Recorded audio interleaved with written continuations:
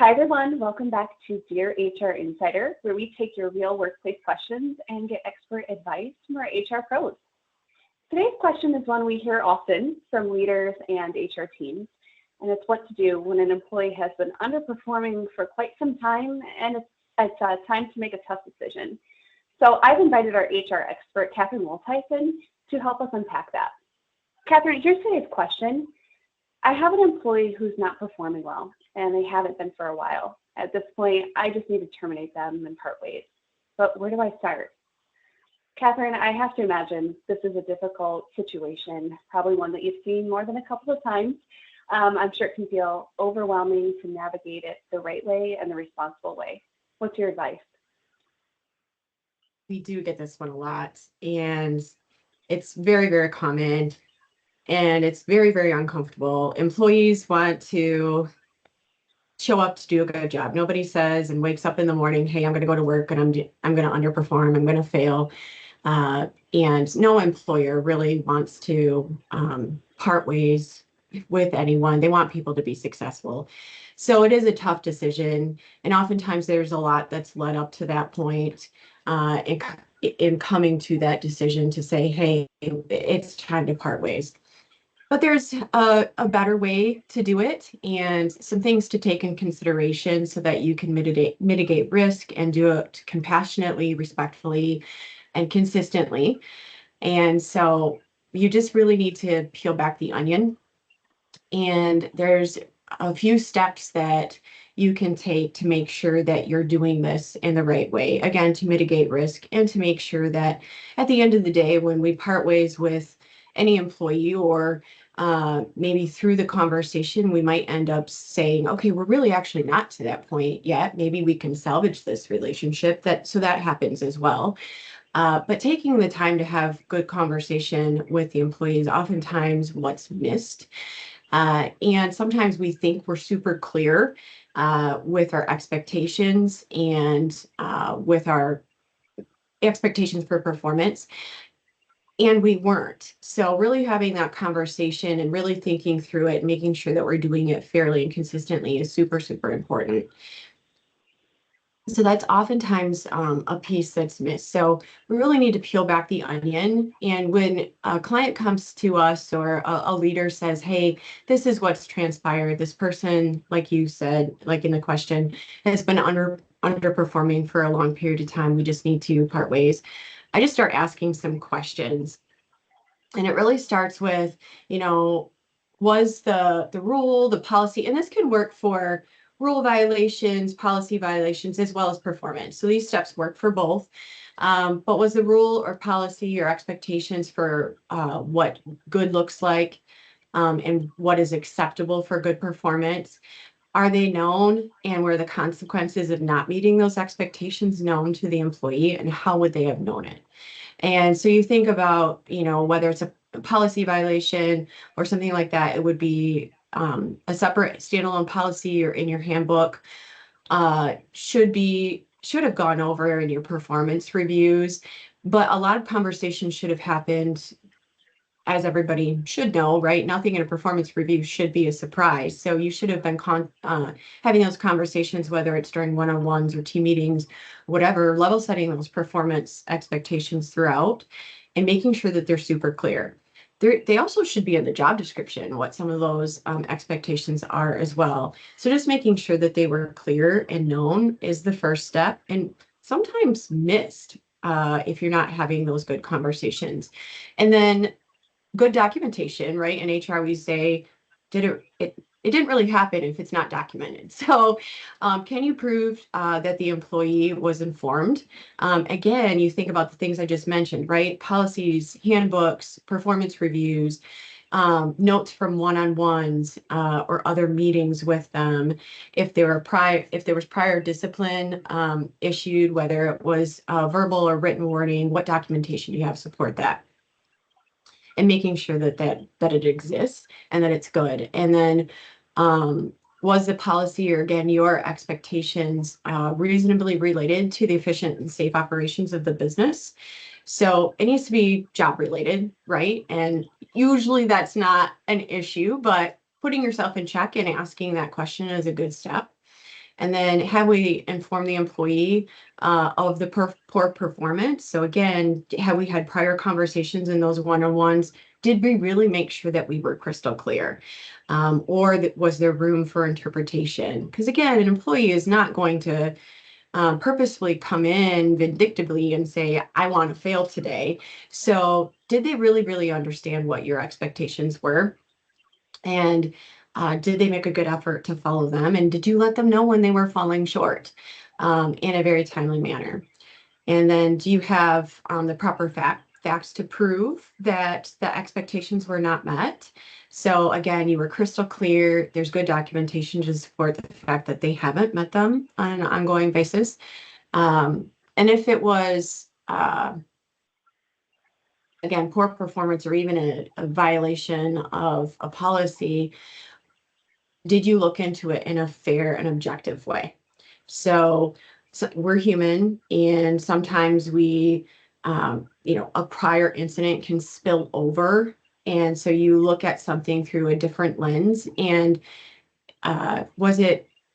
is that prior poor performance or violation clouding your judgment of their most recent acts or performance? So making sure that you're really giving them a fair shot to correct that, and not viewing them through a more critical lens just because there were some prior issues. That's just human nature, right? So let's say they have had a stint of poor attendance, poor attitude, but they have really, based on your good feedback, been trying to turn that around. And then they've been doing a decent job. And then there was just this one blip in it, and you kind of applied all of that prior viewpoint of their poor performance to that most recent incident, and therefore you weren't really fair. So are you really giving them a fair shot? And then have you applied the policies and the expectations and the prior discipline, if there was prior discipline, in a non-discriminatory manner? So again, it has to be fair and consistent. And then was the degree of that discipline reasonably related? So again, fair and consistent. You're not holding them to certain expectations that you wouldn't hold others in a similar role to. And then was the employee's length of service and work record considered, especially when you're looking at discharge or termination? And then was the discipline or feedback imposed in a timely manner? So this is another one we miss, right? We're human too. Conflict is not easy. Constructive feedback is viewed as conflict, and so it's uncomfortable. So making sure that we do that in a timely manner as those expectations are not being met in that moment, giving that feedback rather than letting it fester. So we're letting it fester, we're unhappy, and maybe the employee is not aware, or maybe they are aware, and likewise, they're not uncomfortable, or they're very uncomfortable with it as well, but we're not addressing it, so we're avoiding it, right? So that conflict avoidance really can cause a lot of problems in every parts of our life, including this one. So making sure that we're having those conversations with that employee in the moment in a very timely manner, and giving them the ample time to course correct is super important. And it also leads to just really clear, fair, and compassionate feedback. So clear is kind. And then has everything possible been done to help the employee be successful prior to issuing discipline, and especially discharge or termination? And then has the employee been treated, again, in a consistent manner with the company's core values and everything that you stand for? At the end of the day, you, again, want the employee to be able to say, hey, maybe this doesn't feel good, right? Because I was getting critical feedback or constructive feedback on my performance, or I'm being let go. But at the end of the day, my leader treated me professionally, respectfully, and compassionately, and heard my side of the story. So another big thing that leaders fail to do is sometimes they're so fed up. They've let this fester. They haven't given feedback in a timely manner, or they think that they have, but they never, when they got to that decision to issue discipline or discharge, got in the employee's side of the story.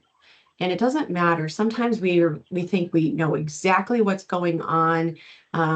Oftentimes, we can say, well, they just don't care. They have lost their passion for their work, or they seem really complacent with wanting to do a good job anymore. But there's something else going on. And unless we give them an opportunity to really talk to that, we'll fail to uncover some other things. And sometimes those things can be things that are going on at home.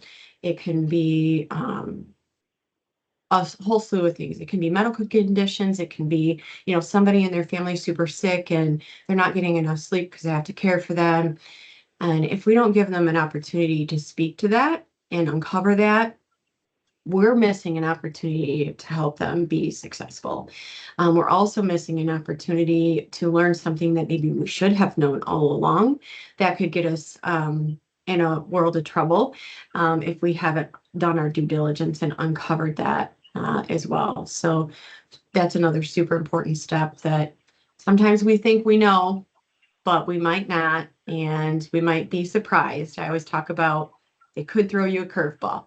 So better to know about the curveball up front, and then that can be weighed in your decision on, hey, maybe it's not termination. Maybe it's a final warning. Maybe we're going to level set those expectations one last time. Maybe it's a lack of training or true understanding of what you mean in terms of what you need out of them for the job. So uncovering all of that is great. Yeah, this has been really insightful, Katherine, because I think what I'm learning from this even is we kind of see in the movies this big dramatic scene of a termination. You're fired and it's the end. But really, in real life, you have to slow way down and you have to ask these questions and treat people with compassion, which I hope that we're trying and striving to do every single day. So the peeling back of the onion, I think, is what I'm going to be taking away from this, because that surface level is not necessarily what's actually happening. You made 12 really good points of the process, the questions to ask to check ourselves. Is there one of those that you are consistently seeing missed? Is it the documentation? Is it the asking questions? Which part of that should we take away as employers to really remember, hey, don't miss this. Make sure you're paying attention to this part. Mm-hmm. Yes. Oftentimes, there's really three of them that are pretty consistently. If it's not one of these three, it's unusual. Leaders think that they've set the expectations really well, and the employee should know. And until you have that conversation, oftentimes it can be you thought you level set the expectations. Maybe you said it a number of times, but really their understanding of what you really needed wasn't clear to them. So making sure that that's clear. Another one that's missed is that they didn't give them an opportunity to speak to it. So really getting their side of the story, if there's anything else going on, and that gets to all the things that I just mentioned, right? So giving them an opportunity to speak to it, and tell you if there is some underlying circumstances that you're not aware of, whether that's they didn't understand the expectations, if there's something, just a lack of training or misunderstanding, where they just viewed it differently than you did. Really giving them an opportunity to speak into it is super important. Mm-hmm. Wonderful. Well, thank you so much for this, Katherine. Thank you for sharing your insight today. This is, I'm sure, it's such a tough situation for employers, and your advice is such a great reminder to be fair, to be thorough, and to be compassionate while still making the right business decisions, because at the end of the day, it might make sense. It might be an amicable parting of ways, but we have to do our due diligence. Yeah, and you want to remember that hopefully an employee will continue to be a referral person for you, right? So they're still going to say, hey, it didn't work out for me, but they're still a good place to work. And there are still good people there, and they showed compassion to me, even though I'm not there. Or, they hopefully will remain a customer. and still, buy your services or products. So they'll still remain an advocate of yours because you did approach them with compassion and respect and professionalism. Yeah, that's very well said. I think it's important for us to remember that not every job is for us, and that's okay. There is a job out there for everybody. So even if it's not the right fit, it's truly just not the right fit. It's not personal. It's just okay. Right. But I think that's really well said. So thank you again, Katherine, for your insights, your expertise. I think you are one of the best guides for this type of situation because you have been there, you have done that, you have seen this, and your insights are extremely valuable. So thank you again, Katherine, and thank you everyone for listening to Dear HR Insider. If you have a workplace or an HR question that you would like answered, submit it through our Dear HR Insider form, and your question might be featured in an upcoming episode. Don't forget to follow along with Cooper People Group on Facebook, LinkedIn, and YouTube to catch our latest insights and our publications. We'll see you next time.